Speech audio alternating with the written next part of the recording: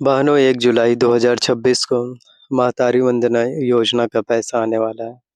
लेकिन आज मैं आपको एक ऐसी बातें बताने वाला हूँ, जो शायद आप लोगों को किसी ने नहीं बताई।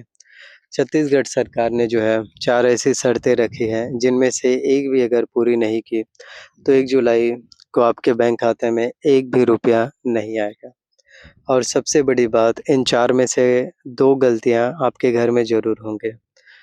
और आपको शायद पता नहीं, वो 4 काम कौन-से हैं और आपने नहीं किए या फिर चाहते हैं कि किस तरह से इसका सॉल्यूशंस है और कैसे चेक कर सकते हैं, गलतियाँ हैं या फिर नहीं है, वो भी मैं आप लोगों को आज की इस वीडियो में जो है बताने वाला हूँ। लेकिन चौथा काम वो सबसे ज़रूरी है और वो सबसे ज़्यादा बहनें जो है मिस करती हैं और उसी में वीडियो के आखिरी में मैं आपको बताने वाला हूँ, वो 4th गलतियाँ। मैं चाहता हूँ कि आप में से हर किसी को योजना का पैसा या लाभ या राशि है वो मिल पाए। तो वीडियो बंद मत करना, क्योंकि चौथा काम नहीं किया तो बाकी 3 बेकार हो जाएँगे। तीनों चीज़ें अगर अच्छे से फ़िल कर लिए, करेक्शंस कर लिए, लेकिन चौथा चीज़ें अप्लाई नहीं किया, तो मेहनत ज़ाया हो जाएगा। आपको पैसों का लाभ है, राशि है वो नहीं मिल पाएँगे। तो बहनों, पहले समझते हैं कि ये पैसा आता है कहाँ से। तो छत्तीसगढ़ सरकार हर महीने की पहले तारीख को महतारी वंदना योजना का पैसा भेजती है। 2500 प्लस 2500 इस बार आपको सीधे बैंक खाते में, और यह पैसा आपको डीबीटी यानी कि डायरेक्ट बेनिफिट ट्रांसफ़र के ज़रिए मिलने वाले हैं। कोई बिचौलिया नहीं, कोई दलाल नहीं। जी हाँ, सीधे आप सभी के बैंक खाते में। लेकिन यह डीबीटी तभी पहुँचता है जब सरकार के सिस्टम में जी हाँ, आपकी सभी सारी जानकारी जो है सही हो और हर एक जानकारी जो है मैच खाती हो, वेरिफ़िकेशंस होते हैं। अगर एक भी जानकारी गलत हुई, तो पैसा आपके खाते तक पहुँचने से पहले ही वापस सरकार के पास जो है जी हाँ, लौट जाता है, और यह चुपचाप होता है, बिना किसी मैसेज के, बिना किसी वार्निंग के। आपको पता तब चलता है जब महीना गुज़र जाता है और खाते में कुछ नहीं होता। इसलिए 4 काम इतने ज़रूरी हैं। अब शुरू करते हैं पहला काम, आधार सीडिंग करवाइए। बहनों, पहला काम है आधार सीडिंग। आधार सीडिंग का मतलब है आपका आधार नंबर आपके बैंक खाते से जोड़ना। यह अलग है आधार लिंकिंग से। लिंकिंग का मतलब है आधार बैंक के रिकॉर्ड्स में है। सीडिंग का मतलब है अगर एक्टिवेट है और डीबीटी के लिए रेडी है। बहुत सी बहनों का आधार लिंक है लेकिन सीडिंग नहीं है। जब तक सीडिंग नहीं होगी, डीबीटी नहीं होता। और केवाईसी अलग है, आधार सीडिंग अलग है।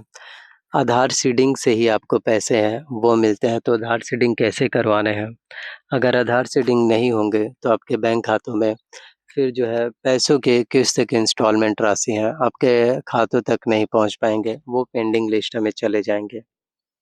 तो अपने बैंक के ब्रांच में जाइए, आधार कार्ड और पासबुक साथ लेकर जाइए, काउंटर पर कहिए आधार सीडिंग करनी है। यह काम 10 मिनट में हो जाता है।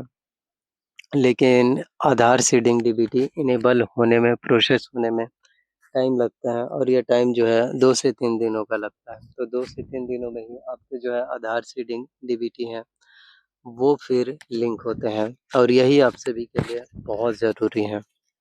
दूसरा काम है बैंक खाता डीबीटी चालू करना, जैसे मैंने आपको बताया।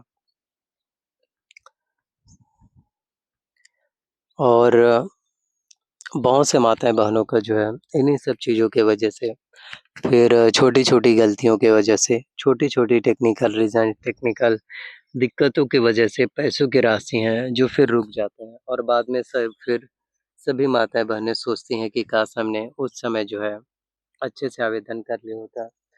वो सभी लोग सोचते हैं जी हाँ, कि काश हमने पहले जो है फॉर्म है वो जो है अप्लाई कर लिए होते हैं, तो आज हमें लाभ है वो मिल गए होते। तो बाद में आप सभी लोग जो है फिर अफ़सोस करते रहते हैं।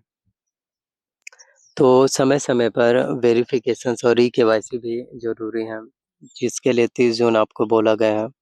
30 जून छठवां महीना 2026, तो इस डेट तक आप लोगों का ई-केवाईसी होना बहुत ज़्यादा ज़रूरी है, क्योंकि जिन लोगों का भी अगर ई-केवाईसी, आधार सीडिंग या डीबीटी है, वो कंप्लीट नहीं होंगे, जी हाँ, तब तक कि आप में से किसी को भी फिर लाभ या राशि है, जी हाँ, वो फिर नहीं मिलने वाले। तो मैं बस यही बोलना चाहता हूँ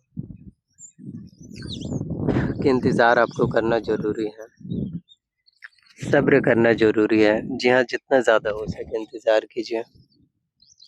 क्योंकि जितना ज़्यादा आप इंतज़ार करेंगे, चीज़ें उतना ही ज़्यादा बेहतर होगा। इसलिए वीडियो सिर्फ़ उनके लिए है जिनका पैसा नहीं आया, या उनके लिए भी है जिनका पैसा भी आ रहा है। क्योंकि अगर तीसरा और चौथा काम नहीं किया तो अगले महीने से आपका पैसा आना भी बंद हो जाएगा। राशन कार्ड में नाम जुड़वाइए। और सरकार ने तो साफ तौर पर कहा है कि जिन लोगों का ई-केवाईसी नहीं होगा, उनका पैसा नहीं मिल पाएगा। तो जुलाई महीने लगने से पहले जितने जल्दी हो सके कंप्लीट करवा लो। जी हाँ, जितने जल्दी हो सके वेरिफ़िकेशन्स अपडेट हैं, वो करवा लीजिए, ताकि बाद में आप लोगों को कोई भी दिक्कतें हैं, वो फिर ना हो सके।